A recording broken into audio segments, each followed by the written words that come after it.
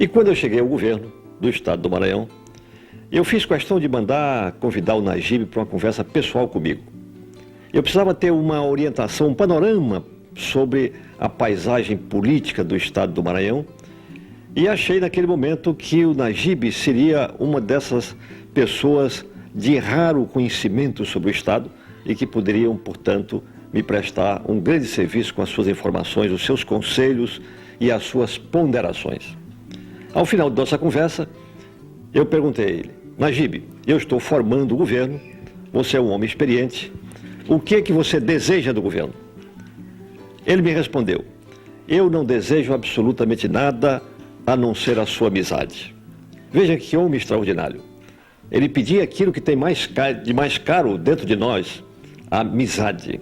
E ele se tornou um grande amigo meu, já era, mas consolidamos a nossa amizade, um amigo da minha família, um amigo do meu filho, foi depois o líder do meu governo na Assembleia Legislativa e finalmente, numa composição com os deputados, foi possível fazer dele presidente da Assembleia.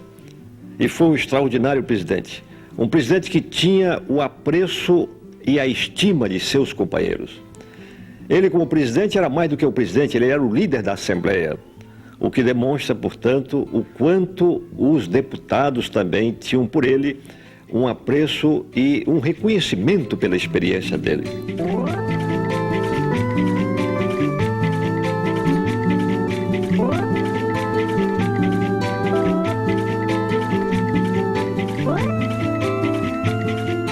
Eleição que foi fácil, se eu não me engano, ele teve 32 ou 33 votos, né? Foi de longe o mais votado dentro da sua chapa, né?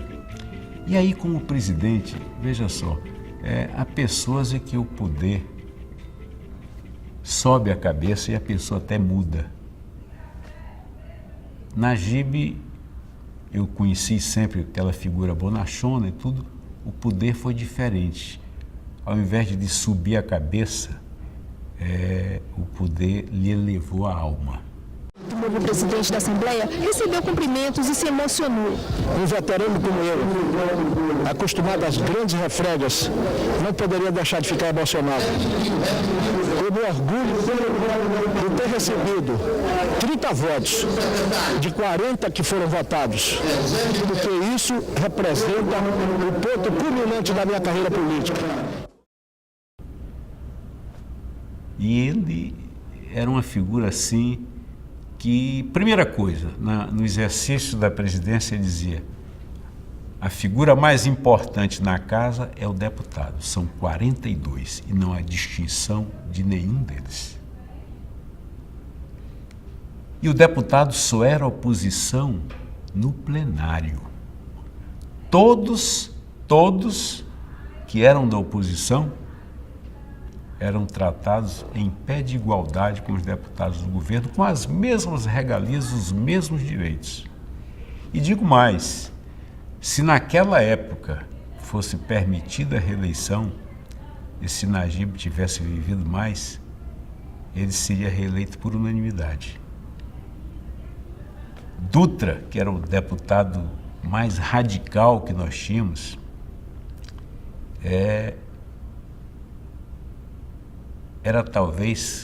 foi talvez quem mais chorou.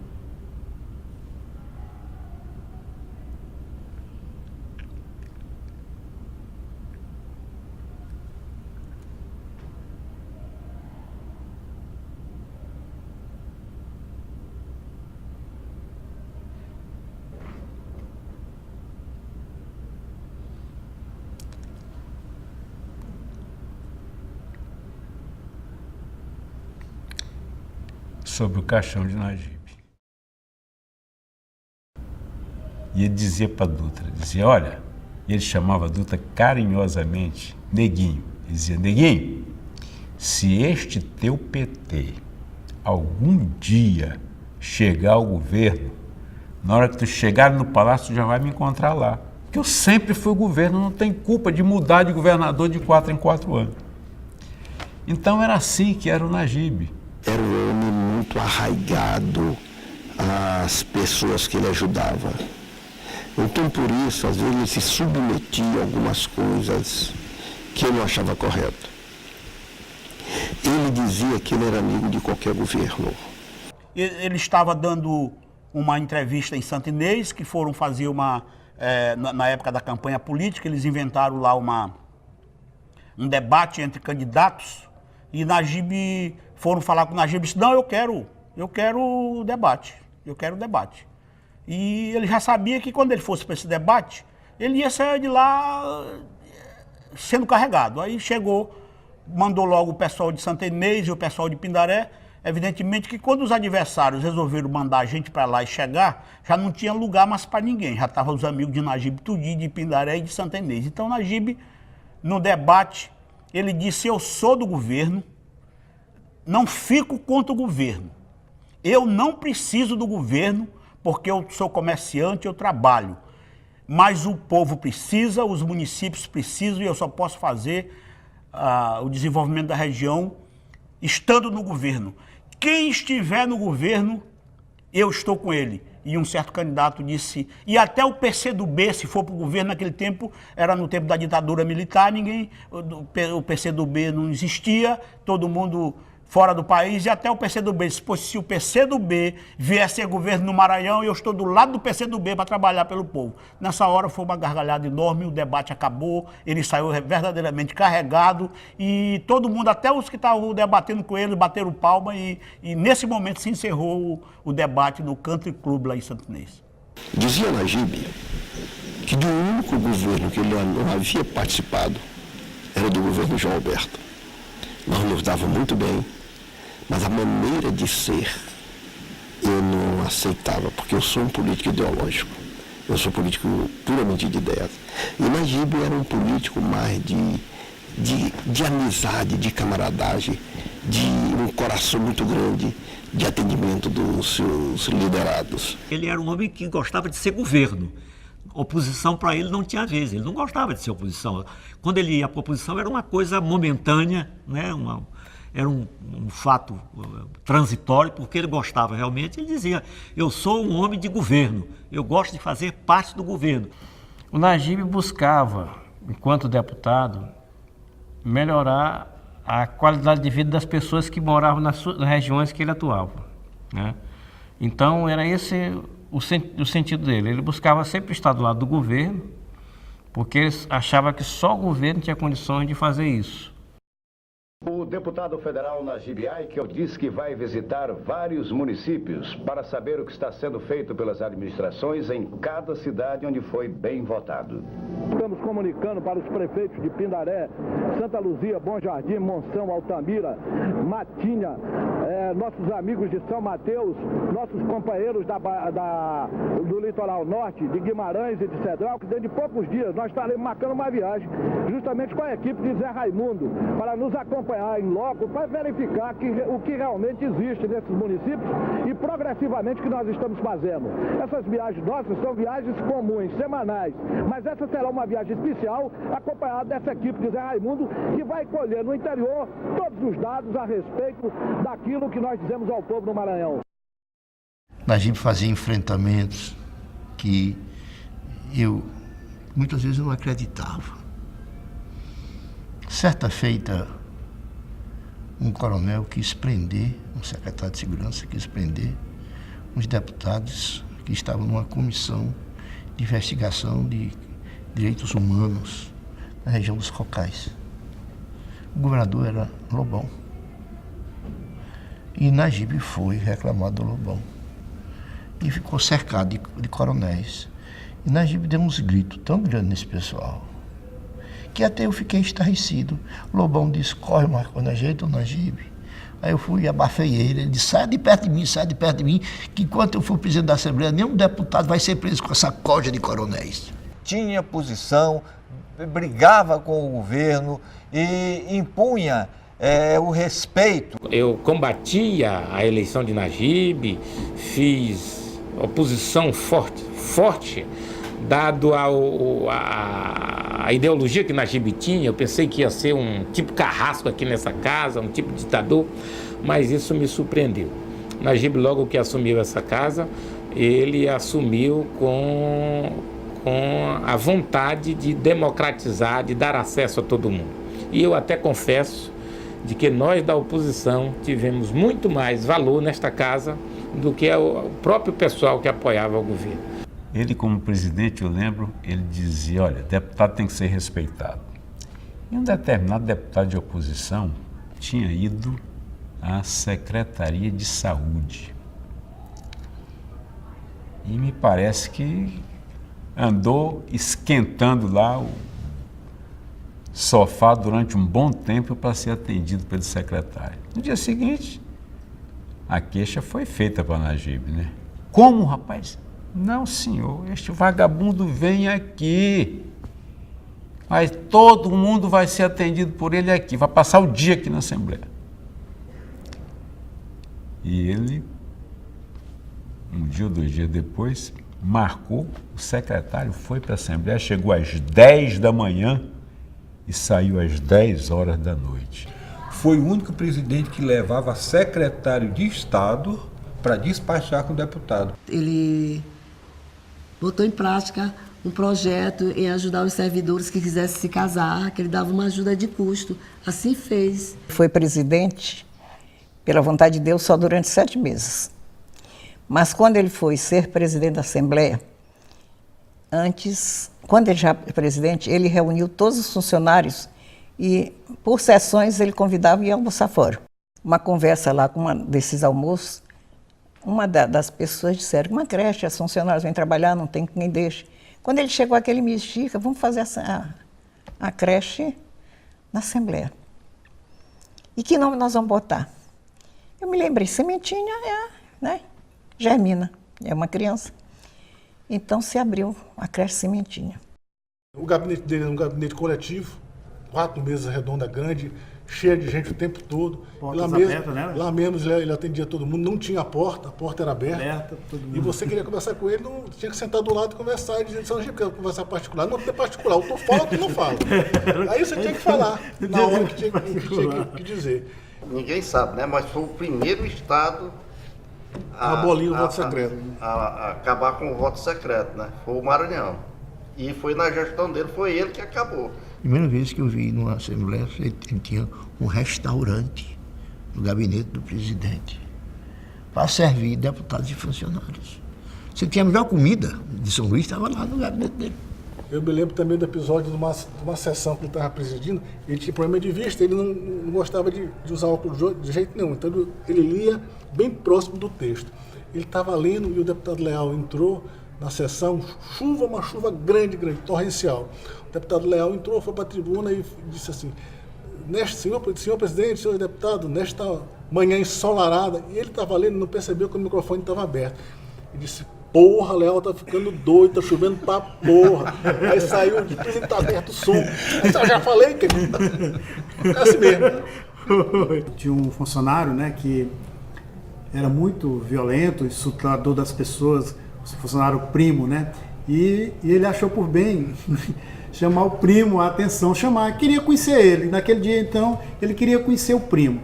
E o primo estava no plenário, né? Aí ele chegou e disse, você que é o valentão daqui da Assembleia, alguém me falou que você que é o valentão aqui da Assembleia. Aí ele disse, presidente, os inimigos não mandam flores. E diante disso, o presidente Najib passou a adotar como é que se diz? Esse lema. Os presidentes, aí quando os repórteres chegavam assim para entrevistar ele, sempre que a gente estava acompanhando ele, deputado, presidente, isso assim, os inimigos não mandam flores. Ele ganhou uma bolsa caríssima, da de Petros, eu acho. Na época, muito cara. E deram para ele a bolsa, ele botou um documento dentro da bolsa e não conseguia abrir a bolsa. Tentou abrir para tirar alguma coisa e não conseguiu. E chamou o primo, que já trabalhava com ele, né? Que já era o assessor dele. Disse, seu primo, abre essa bolsa de qualquer jeito. Primo, que não era eficiente para tudo quanto era coisa, foi na cozinha, pegou uma faca e cortou o fechimento da bolsa, caríssima. Quando veio com a bolsa cortada, olhou, balançou a cabeça. O deputado Coroba, metendo lenha no governo, né? Na oposição, batendo mesmo. E quando ele não tinha argumento, ele buscava, né? Aí ele pediu uma parte para o deputado Coroba, disse, deputado, Eu me lembro tanto de Itapecuru, quando eu ia fazer campanha, jogando bombom para as crianças e o senhor correndo atrás querendo ganhar bombom. O que você acha disso? Aí pronto, acabou o discurso de Coroba, porque ele começou a rir. E tinha um repórter que andava com gravador. O repórter Costa, até falecido já. O repórter sentava, botava o gravador lá e começava a entrevistar a Najib. Aí no final, dava uma furada, Najib com coração bom, sempre ajudando todo mundo. Um dia chegaram e disseram, Najib, ele não tem pilha no gravador. Foi interessante, Aí, tudo bem, ele entrevistou o Najib e tal. O terminou, ele foi se levantando do Najib e disse, bota aqui. Bota pra sair o que eu falei. E o cara não tinha nada pra passar. De sacando, tu tá me enrolando. Eu lembro, certa vez, ele já era presidente da Assembleia e vinha passando pela Praça Deodoro, no carro oficial da Assembleia, e quando olha, vê aquele movimento, em frente à biblioteca estava o deputado Domingos Dutra, que era um deputado de oposição do PT, panfletando contra o governo Lobão. Foi no ano de 1991 que aqui no Maranhão as viúvas de governadores tinham o direito de receber uma pensão equivalente à época a 100 salários mínimos. E eu fiz denúncia na Assembleia e resolvi fazer panfletos e colher abaixo-assinado na Praça Deodoro contra a pensão gigante de 100 salários mínimos. E ele saltou do carro, caminhou na direção de Dutra. Disse, rapaz, o que você está fazendo? Não, estou distribuindo esses panfletos aqui, Najib. Não vem atrapalhar. Ele disse, não, eu vim te ajudar, me dá uma parte que eu vou te ajudar a distribuir. E pegou os panfletos contra o governo e ajudou o Dutra a distribuir. Daquele jeito dele, né? Eu nunca me esqueço dos olhão dele graúdo, mas dentro das covas da sobrancelha. E nós ficamos ali um bom período distribuindo panfleto. Ele disse, eu estou fazendo isso porque nós estamos precisando de ti para a sessão. Então tu tem que terminar logo para poder não faltar a sessão. Eu me lembro de outro episódio, a gente vai lembrando aqui, vai falando. Uma briga do deputado Villanova com o deputado Isaac Dias e Júlio Monteres. Aí brigaram lá embaixo, suspendeu a sessão, tá? E estava em votação um projeto que eu não sei se era um projeto de aumento, tinha uma emenda do deputado Villanova que não significava muita coisa. E os deputados queriam rejeitar a emenda. Aí ele chamou o deputado Marconi, disse, pô, Marconi, Villanova apoiou agora, vamos aprovar pelo menos a emenda dele, rapaz, nada de confusão, vamos aprovar. E aprovaram a emenda de Villanova, ele chamou Villanova, Villanova, tu apanhou hoje, mas aproveita a emenda. Ó, tá aí. Mas sobre o deputado Villanova, o pessoal do gabinete não gostava dele, que era o pessoal do PT radical, né? E eles iam no gabinete, às vezes o pessoal ia fazer qualquer coisa no gabinete e ficava reclamando, verde, isso é um desperdício, essa pompa aqui. E aí um dia o pessoal do gabinete vai visitar Villanova, que estava internado, né? Quando chegaram lá e contaram quem? Najib, tá me entendendo, chorando, porque Villanova não tinha sido atendido. Eu, dados os conflitos que tive com o Najib, até as brigas pessoais, não é? Até os encontros de bufete que tivemos, Najib me deu uma grande lição. Lição até que me envergonha. Eu me confrontei com o Najib. E quando eu tive doente, que eu fui para a UTI, Najib passou aproximadamente umas 8 horas junto comigo ali, porque deputado não tem tempo para nada. E o Najib ficou lá durante todo o tempo, conversando com os médicos, dando ordem ao hospital, coisa que Najib não podia dar ordem ao hospital, só podia dar ordem aqui na Assembleia, mas lá ele dava ordem, dava grito. Aquilo ali derreteu o pessoal do PT, o pessoal do gabinete começou a gostar. E realmente, então, aquele negócio que eu falei, ele conquistava, tá entendendo, pelo poder natural dele, de convencimento, pela amizade, pelo amor, pela espontaneidade. Recebia telefonema da sua família, perguntando o meu estado de saúde, e eu preocupado porque a família dele estava telefonando todo dia para mim. E aí o filho dele, Najibinho, disse para mim, olha, nós estamos cumprindo uma ordem do meu pai, porque ele deixou na sua agenda de que enquanto tu estivesse doente, que ele ia procurar saber todos os dias como estava a tua saúde. Então, nós não estamos fazendo nada de anormal, nós estamos simplesmente cumprindo com aquilo que ele estaria fazendo se estivesse vivo. O Najib era uma pessoa que gritava muito, que era o jeito dele, com aquele corpão deles, parecendo um tambor. Geralmente, quando ele não estava na Assembleia, usava uma camisona por fora da calça e andava sempre apressado. Era uma pessoa extremamente trabalhadora, uma pessoa criativa, muito rápido, apesar da idade, né? E, ao mesmo tempo, era uma pessoa extremamente sensível, extremamente humana, companheira, né? E extremamente democrática. Na presidência do Najib, não existia deputado de oposição. Existia de oposição ao governo, mas não de oposição à Assembleia. E o Najib conseguia conviver com a gente sendo de esquerda e ele de direita, a gente sendo de oposição ao governo e ele sendo do governo, ele antecipou o que nós vivemos hoje. Naquela época, eu não me sentava de jeito nenhum com nenhum deputado que fosse remanescente da Arena ou do PDS. Foi o melhor momento da vida pública dele, foi quando foi presidente da Assembleia. Ele viveu com intensidade. Eu acho que ele não dormia de noite. Ele aproveitou todo o tempo. No parlamento, Najib Aikel sempre foi atuante. Defendia e acusava com toda a força. E aos berros, aos tapas se fosse necessário. Mas no coração não abrigava o rancor e o ressentimento. Poderia ter sido diferente a história do Maranhão se Najib tivesse vivido mais. Eu vou contar um fato aqui que talvez muita gente não saiba. Eu era o deputado mais próximo do Cafeteira. Cafeteira tinha sido governador, era senador. Quando o governador Najib não tinha sido deputado, se não me falha a memória, me parece que foi interventor de Zedoca antes da instalação do município, nomeado pelo Cafeteira. E Cafeteira tinha na cabeça que o vice ideal para ele seria Najib Aikel. Exatamente pelo poder de articulação, pelo trânsito que tinha na classe política, pelo cargo que exercia de presidência da Assembleia e pela maneira como exercia o cargo. Najib, como eu disse antes, ele tinha conquistado todo o plenário da Assembleia. Não havia, era uma questão de unanimidade. Era uma figura unânime dentro da Assembleia, era o Najib. Então o Cafeteira enxergou isso. E eu fui encarregado de conversar com o Najib. E pedi a ele que ele tivesse uma conversa com o Cafeteira. Essa conversa foi feita na minha casa. Num dia de domingo à tarde, eu morava no Olho d'Água, Najib morava também no Olho d'Água.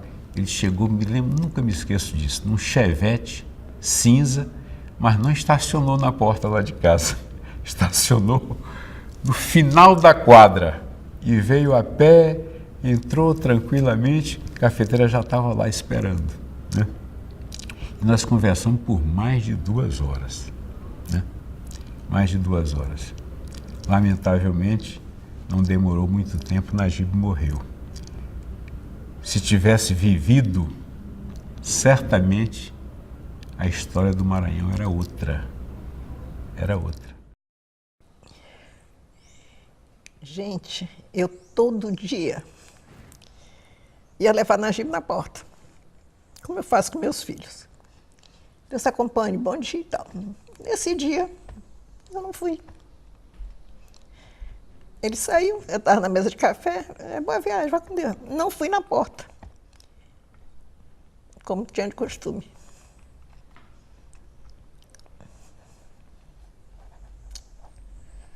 Essa é a vida.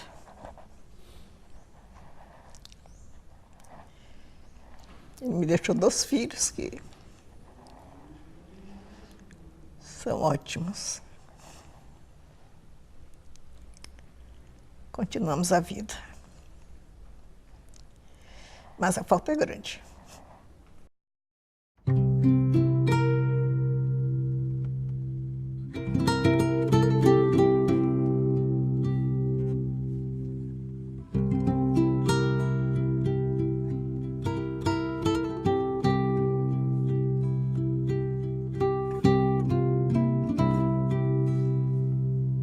Brasil.